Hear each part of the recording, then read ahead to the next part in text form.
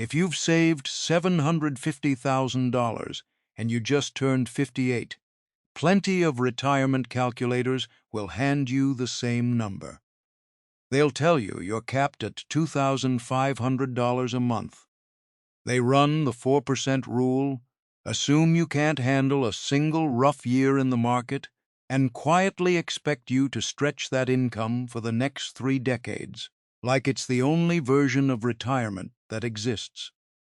That math isn't dishonest. It's just built for a spreadsheet, not a life. It treats your $750,000 as one static pile of money instead of income that has to move through real years, real health costs, and a real gap before Social Security ever shows up. Here's the number that actually matters more. With the right sequence, that same $750,000 can generate closer to $5,400 a month, more than double what the standard advice allows for. But there's a catch that never makes the headline. A cost of roughly $20,000 a year can quietly wreck this plan before you ever collect a Social Security check, and it has nothing to do with the stock market falling. I've watched people build a beautiful retirement spreadsheet and leave this one line out completely.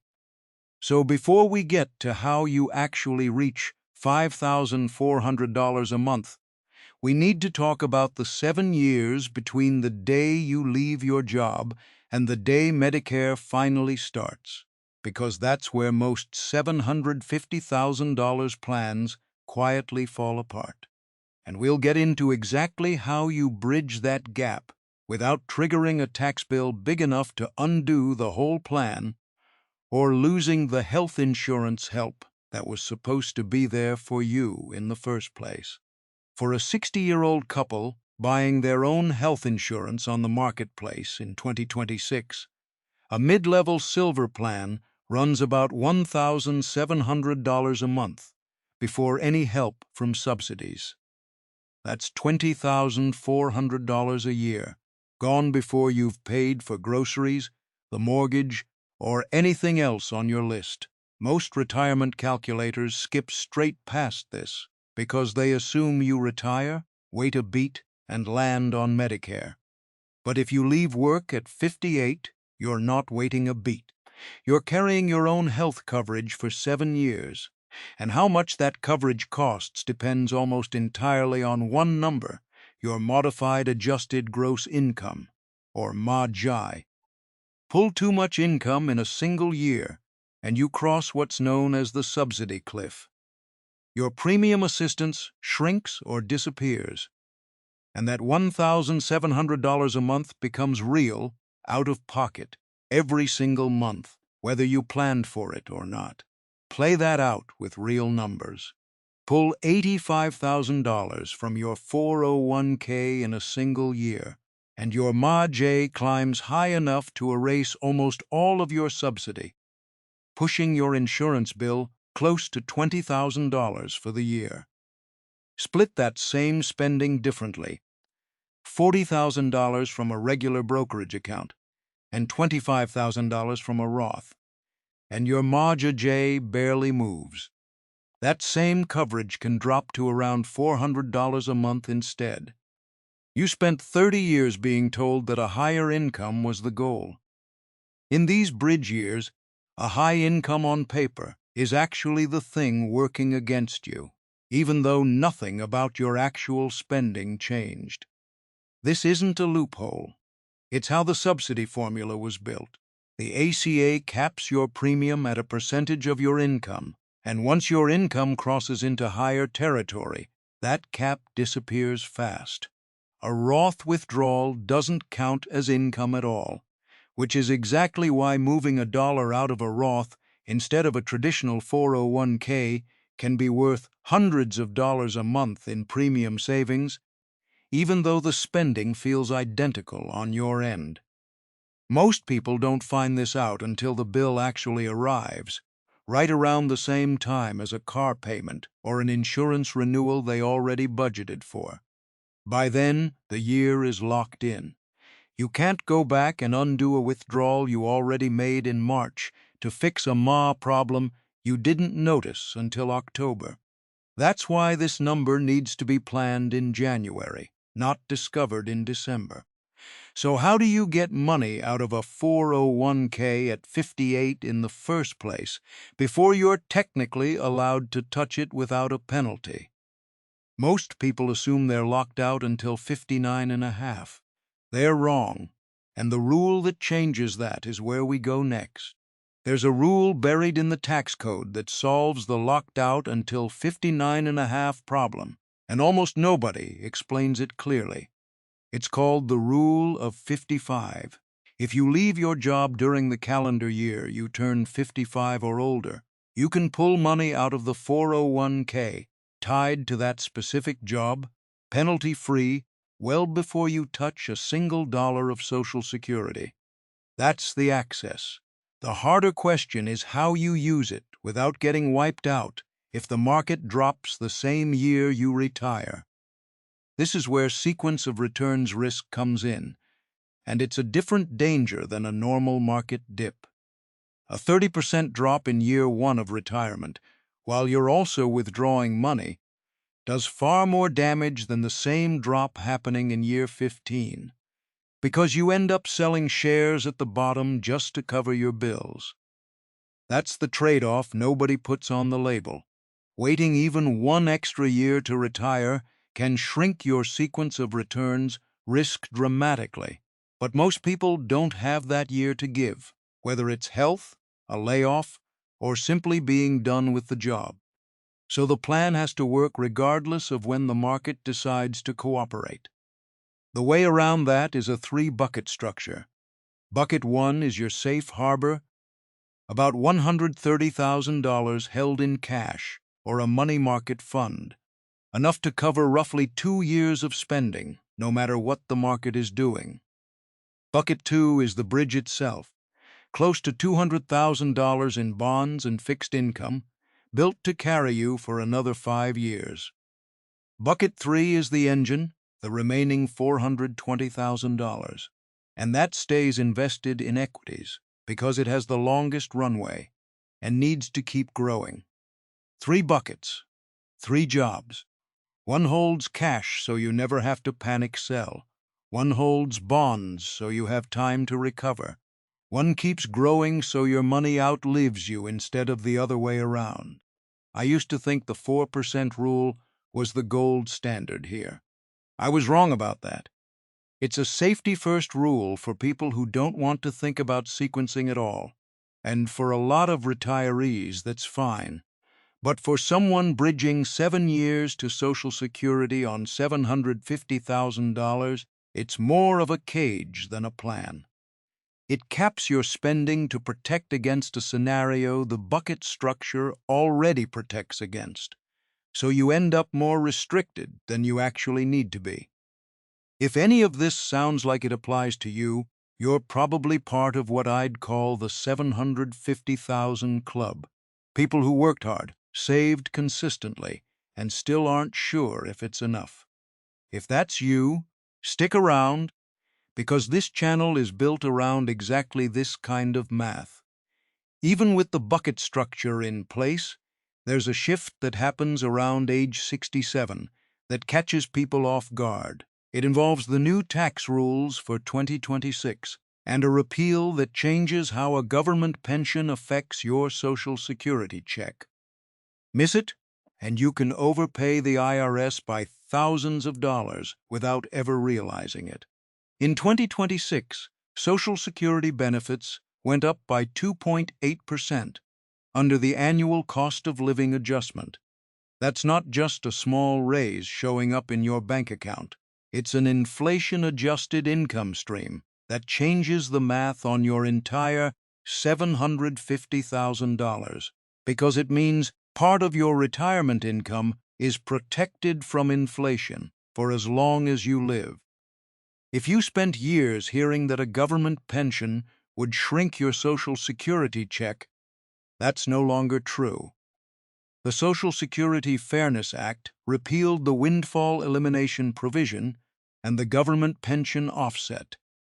And if you have a pension from a job like teaching or public service, that repeal alone can make your bridge to full retirement age noticeably sturdier than it used to be. The bridge needs to be sturdy for a specific reason. A 60-year-old man today has roughly a 25% chance of living to 92. Your $750,000 doesn't need to last 20 years, the way older retirement guides assumed. Realistically, it needs a plan for 35. Ask yourself what your plan actually assumes. If it assumes you're gone by your mid-80s and you're still here in your 90s, the plan doesn't just run short, it runs out at the exact age when you have the fewest options left to fix it. There's one more piece from 2026 that most retirement content hasn't caught up to yet. A new senior deduction adds $6,000 to your taxable income floor once you turn 65, on top of the standard deduction you already get. That extra room matters most in the bridge years because it lets you convert more of a traditional 401k into a Roth account at a lower tax rate, while your income is naturally down, instead of waiting until required minimum distributions force your hand later. Right now, those distributions don't kick in until age 73. Every dollar you convert before then is a dollar that stops growing your future tax bill. None of these pieces work in isolation either. A larger Social Security check from the COLA increase means you need less from your own $750,000 every single month, which means your buckets last longer, which gives the Roth conversions more room to work without pushing you into a higher bracket. Each piece makes the next one easier. None of this fixes what happens if the market drops the day after you retire, though. So let's stress test this $750,000 plan against a real crash and see if the bucket structure actually holds up. Picture this: you retire at 58 with your $750,000 fully in place. 6 months later, the market drops 30%, the kind of correction that makes that every financial headline for weeks. Someone without a structure in place panics. They either stop investing altogether, or worse, they keep pulling their monthly income straight out of the equity bucket that just got cut by nearly a third. Every withdrawal at those depressed prices locks in a loss that never gets the chance to recover. That $750,000 can shrink to around $500,000, and at that pace, the money runs out by around age 74, decades before it needed to. Think about what that actually means in practice. If your grocery bill and your mortgage payment are coming straight out of a stock account that just fell 30%, you're not spending gains anymore. You're spending shares you'll never get back at full value. That's the real cost of sequence of returns risk.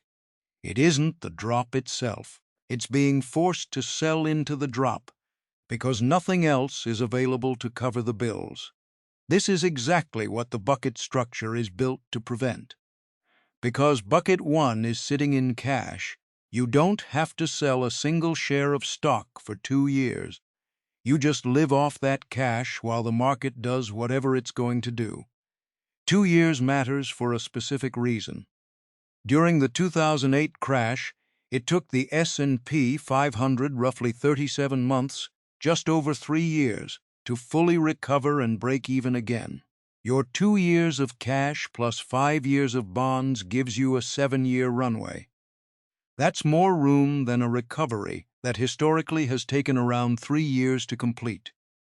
Compare that to someone without buckets who retired the same week you did. They're not just down 30% on paper, they're locked into that loss the moment they sell a share to cover a bill, while your cash keeps paying yours without touching a single depressed asset. Same market, same drop, a completely different outcome 6 months later. This is how you sleep at night during a correction. instead of checking your account balance every morning. But surviving the market isn't the only hurdle in front of you. There's a psychological trap waiting on the other side of it. The idea that you'll just work part-time if things get tight. And that plan is a lot shakier than it sounds on paper. There's a bias built into how we picture our own future selves. We assume the version of us at 62 will have the same energy, the same knees, and the same patience for a boss that we have right now. It's called optimism bias, and it quietly wrecks a lot of otherwise solid retirement plans. A common piece of advice says just earn $30,000 a year part-time if the numbers feel tight. On a spreadsheet, that fixes almost everything. In real life, ageism in hiring is real, and finding a flexible $30 an hour job that doesn't wreck your body at 62 is a lot harder to land than it is to type into a calculator. The fix isn't a part-time job. It's something smaller and more realistic, a bit of consulting work, or a small gig income stream that brings in around $1,000 a month, not $2,500. That's a meaningful difference in how achievable it actually is, and running the math shows why it matters so much. Adding just $1,000 a month of outside income can push your portfolio's long-term success rate from around 82% up to 96%. The reason a small amount moves the numbers so much comes down to timing, not size. Even $1,000 a month means you can leave more of your portfolio untouched during a rough market year, which is exactly the kind of protection that keeps a plan alive for 35 years instead of 20. I watched a neighbor try the standard version of this plan, picking up part-time hours at a home improvement store. He lasted 3 weeks. His knees couldn't handle a full shift on concrete floors after decades at a desk job. Don't build your retirement around physical labor you haven't done in 30 years, because your body gets a vote in this plan too. $750,000 was never a poverty number. It just needed a plan built around how retirement actually works, instead of a formula built for the average case. Use the rule of 55 to access your money early without a penalty. Manage your MAGI so your ACA subsidy stays intact instead of disappearing. Use the new deduction that opens up at 65 to convert more into a Roth while your tax rate is low. Put those 3 pieces together, and $750,000 can carry you all the way to Social Security without the $2,500 a month ceiling. Anyone tried to hand you. You already did the hard part. You saved consistently for decades, through good years and bad ones, while plenty of people didn't. What's left isn't more saving. It's distributing that money with the same care you used to build it. None of this requires a perfect market, a lucky year, or guessing right about a crash. It requires knowing which account to pull from, when to convert, and how long each bucket needs to last.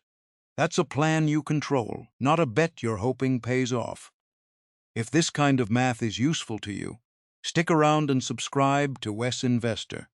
We go deep on the retirement numbers other channels skip past. Retirement isn't the end of your income. It's just the end of your boss.